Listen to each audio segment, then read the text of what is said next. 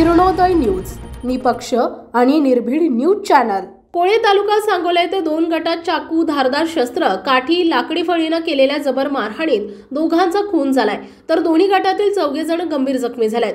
2 खुनाच्या घटनेमुळे संपूर्ण तालुका हादरून गेला असून तालुक्यात कायदा आणि सुव्यवस्थेचा प्रश्न चव्हाट्यावर आलाय।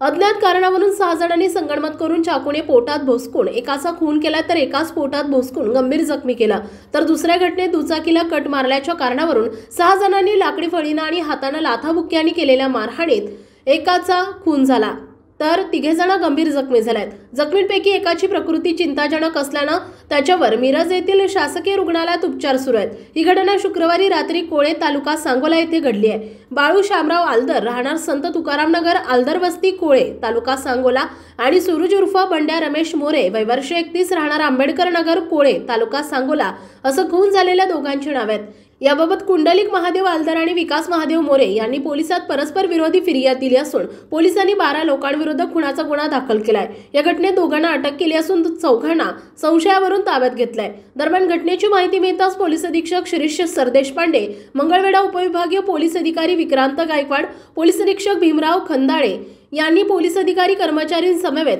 घटनास्थळी भेट देऊन घटनेची माहिती घेऊन ग्रामस्थांना शांततेचं आवाहन केलंय। अशा प्रकारे दोघांचे खून लोकसभा निवडणुकीच्या पार्श्वभूमीवर झाल्यानं कायदा आणि सुव्यवस्थेचा प्रश्न ऐरणीवर आलाय। आपल्या परिसरातील ताज्या बातम्या पाहण्यासाठी किरणोदय न्यूज चॅनलला YouTube वर सबस्क्राइब करा आणि बेल आयकॉन प्रेस करा।